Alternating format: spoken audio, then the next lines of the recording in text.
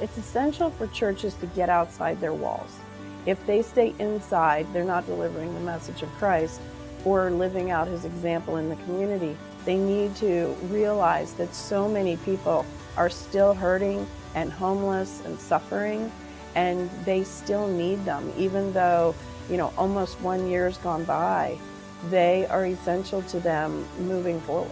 Right after the storm, just a few days removed from the storm, I got an invitation to go to a meeting with community leaders to talk about some efforts in what to do for our community and our city after the storm. And I showed up to the meeting, and it was great. I mean, it was like really good conversation. I mean, a lot of things, but I looked around the room and everybody looked like me. And I recognized that, okay, everybody in our community is represented in this. And one of the cool things that I believe God's doing in our city is beginning to build bridges and relationships across denominational lines and ethnic lines and generational lines. And so this is the hand of God. I picked up the phone, began to make a couple phone calls. Other pastors began to make phone calls, and literally within 24 hours, we hosted another meeting with upwards of like 50 pastors that came together in a room and talked about our efforts together after the hurricane. I mean, of different denominations, different ethnic groups. I mean, it was a beautiful thing. I think statistics say that when a storm hits of this magnitude, it could be 3 to 7 years before a household can just get back to where they were before. And so once the storm hit, I mean, it lasted for about a day. It just dumped water on us for a 24-hour period. But when that was over, it did damage that could last up to 10 years. And so it's very important that we continue to stay with people, not short-term, but long-term, to make sure that proper housing is met, to make sure that people have their basic needs, because it's going to be a long time just to get somebody back to where they were.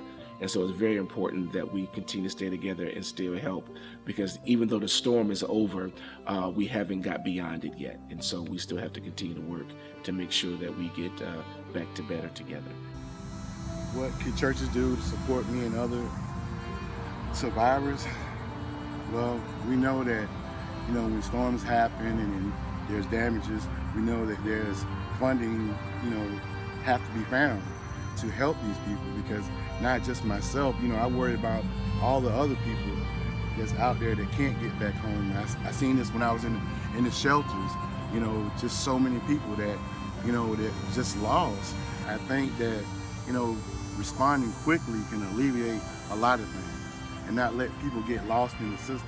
So I think there are a couple of things that come to mind. Number one, I think we as the body of Christ have to understand that there are crises all around us, that the hurricane was a really big deal, but it is one of many things that impact our city, one of many hurts in our city. And as the body of Christ, we're to respond not just to a natural disaster, but to the everyday disasters in people's life. And so I think recognizing that, like, we see people in crisis every day of the year on Greenfield Street. And so the hurricane was a really big deal, but it's just one of the many times that people need to see the body of Christ at work. And so that's the main thing, is just that we need to understand our work is not done and won't be done while we're here on earth. And then I think we have to educate ourselves about what our city needs.